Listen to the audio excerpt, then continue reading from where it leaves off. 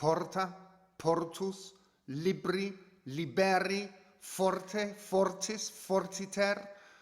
How well do you know your lookalikes? If you're preparing for your GCSE Latin and you like a final test on these words that always confound you, you've come to the right place.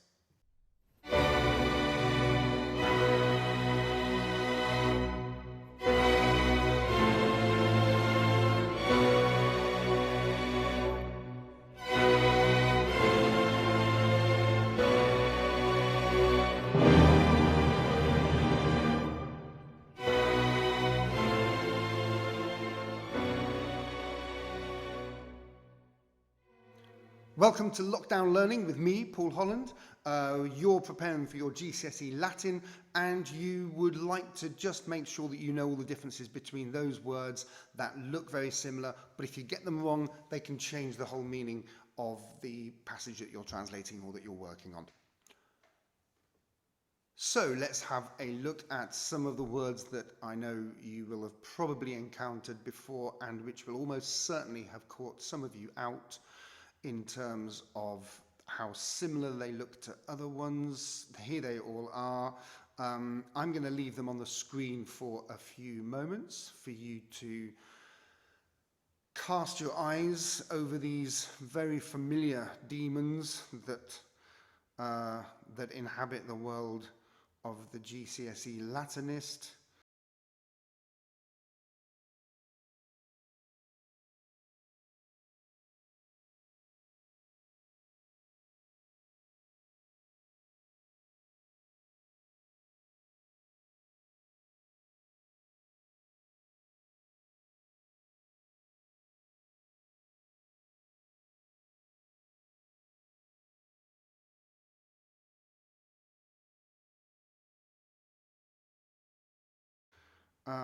There's probably some of them there that you actually don't have any problems with at all, but there are definitely a few in amongst these that will cause you problems.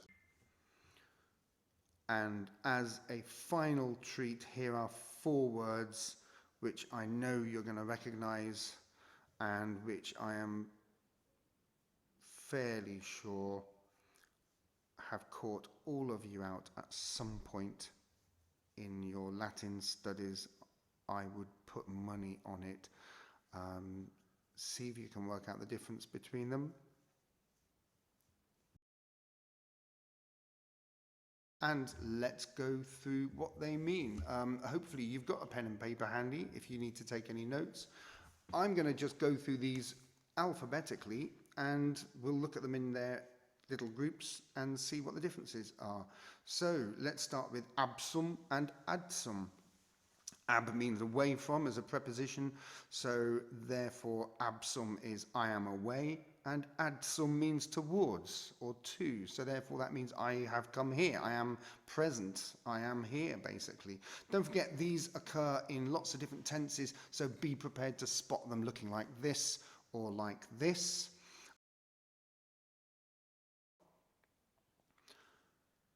And the next two, alter and altus. Altus is the more familiar for you, high or deep, don't forget. It's where we get the word altitude from. Alter means the other one, the other out of 2 things. We see it in the English alternative or alternate. If things go A, B, A, B, A, B, they are alternating. Audeo, audeo. Well, the second one down there you'll recognize immediately, but of course audeo is a different verb. It means to dare or to risk. That's where we get the word audacious from. Perhaps you recognize that. Canem and kenam, both of them in the accusative. This one is of course dog and this one is dinner. So don't make a dog's dinner of those 2 for goodness sake. Kenna and kibus, very similar meanings. One is dinner, one is food, but just get them right. One is a meal and one is just food in general, okay? This one catches people out very often. Descendo, discedo. You'll most likely see discedo in this form, the perfect form, and it means left. I have left, but don't get them mixed up. Forte, fortis, fortiter. This one is by chance. This one is brave or strong. It can be strong, but normally at Latin GCSE they use the word validus for strong. And fortiter, bravely or strongly. This is an adverb. Check out my adverb video, which will explain the difference between the types of adverbs that you come across. This is one that ends in iter. You have quite a few of those. Celeriter is an example. Hortor and hortus. I encourage or I urge. It's a deponent verb. Notice it looks passive, but it's not. And garden. I think most people know garden. Iakeo, iakio. I lie down and I throw. And watch out with this one here, I throw, often ends up in compound verbs, so it has a little prefix on the front. Deiekio, abiekio, but do you notice that the A mutates into an E? That often happens in Latin. The vowel mutates, becoming something slightly different. Be aware that it's the same word, iakio, hidden behind a suffix and slightly changed. Iter, a journey. Iterum, again, totally different meaning, so be careful of that one. These are liber is a book, liberi is children, libero is I set free, completely regular, group 1. And last of all, a libertus, a freed man, or liberta, a freed woman. Malo and malus. Now malo is I prefer and malus is bad, but of course if it was in the dative or the ablative singular, it could also look like malo. Yeah, it could be she was with the evil master. So it would be cum domino malo. Opugno, I attack, and pugno, I fight. A tiny difference, but quite important. Porta, porto, portus. Well, let's have a look at porto first of all. That's I carry, that's a verb, regular first group. Porta is a gate and portus is a harbour. It's a fourth declension noun. It's masculine. In a way, it's connected with the word gate, isn't it? A harbour is a gate by the sea into the town, I guess. So it's connected. It has a similar meaning, but obviously it's a different word to translate in your exam. Post, poster, postquam. They all mean after, but this is after as a preposition. Postea means afterwards, after this happened, blah, blah, blah. And postquam needs another clause after it. Postquam is a conjunction, so it needs to say after something happened, then we did this. Posui and potui catch people out very often. Posui comes from pono. It's the perfect tense of pono. I placed or I have put something somewhere. Potui is the perfect tense of possum. So I was able. Ira is anger. It's a straightforward first declension feminine noun. Ira, where we get the word iratus from, the adjective angry. And ire is the infinitive of to go. It's one of those 7 irregular verbs. On a similar theme, adeo can be 2 very different words. Ad eo, 2 separate elements there. Ad eo, to go towards, so I go towards.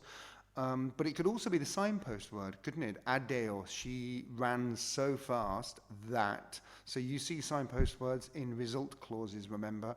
So she ran so fast that nobody could beat her. Yeah? Adeo correbat. She ran so fast. Reddo, reddeo, rideo. Reddo can split up into 2 bits. If you think about it, it means I give back. I give something back to somebody. Redeo also splits up into two bits. This is the irregular verb, one of those 7 irregular verbs that you need to know. Eo is to go, I go, and again, re or red on the front of a verb always means back, going backwards, returning somewhere. And rideo is laugh. I laugh or I smile, where we get the word ridiculous from, or to ridicule. Rego is I rule in the present tense. Regi is the dative case of rex. It's a third declension noun, so it's the dative to the king or for the king. Saipe and semper, often and always. One way of remembering this is that both of them have the same number of letters in the English and the Latin. 5 letters for often, 5 letters for saipe, 6 letters for semper and always. Soleo and solus. Very nasty little words to get confused. Soleo, I'm used to something, I am accustomed to something. I have seen it in a GCSE paper or two, so be prepared for it to come up. And solus, you might recognize as alone. Stat, statim, subito. He stands at once or immediately, and subito, suddenly. Don't confuse immediately with suddenly. They like you to know the difference at GCSE, so watch out with those. And the top one, obviously, is just the verb. Sto, stas, stat. Stamus, statis, stand. Sumus and sumus. Be careful of these two. Sumus is where we get the word summit from. It means the top of something. And sumus, obviously, is we are. It comes from the verb to be. Sum est, sumus estis sunt. We've also got the verb tereo and timeo. 2 similar sounding, similar meaning words. One of them means I frighten. That's where we get the word terrify from. And timeo is where we get the word timid from. So I fear. Okay. Important not to get them the wrong way round. Tereo is the thing or the person who's doing the frightening, and the thing or the person who's being frightened is therefore the one who's fearing. Timeo, I am scared or I fear. Trado and trajo. Trado is basically 2 words, trans plus do, so I give over, I hand over something. It's where we get the word tradition from, things that are handed down to us from our grandparents and our great-grandparents. And trajo is I drag. A good way to remember this is looking at all 4 parts. Here they are. Trajo, trajere, traxi with an X, which is no surprise for the perfect tense, and tractum, the PPP, is where we get the word tractor from. It pulls things across the field, tractor, or if you extract a tooth, you pull the tooth out, extract. And finally, we've got tum, tam, and dum. Tum is then, it's an alternative to deinde. Tam is a signpost word, if you recognize it from your result clauses. And dum means while something was happening. An interesting one, dum is, it's always used with the present tense. So you have to translate it as a past, even though it looks as if it's present tense in the Latin. While he was waiting is actually dum expectat. So that's an odd one, that one is. There we are, good. Hope you've gotten through all those with some success. Hope they've clarified a few things. More importantly, hopefully, they've given you a way to try and remember them. Try and remember looking at the English and think about what the English is that it has derived from those words. That really often helps. For those of you who are doing GCSE, you will find another version of this video for some of the simpler words. Might be worth you going back to have a look at them again, just because some of you might still get words like tamen and tandem mixed up, or ubi and ibi. So go back and have a look at that. You'll find that in the links at the end of this video. In the meantime, if it was useful, fantastic. Please don't forget to subscribe. Please don't forget to like and check out some of the other videos that you'll find in the playlists. Thank you very much, good luck, and see you in another video. Bye-bye.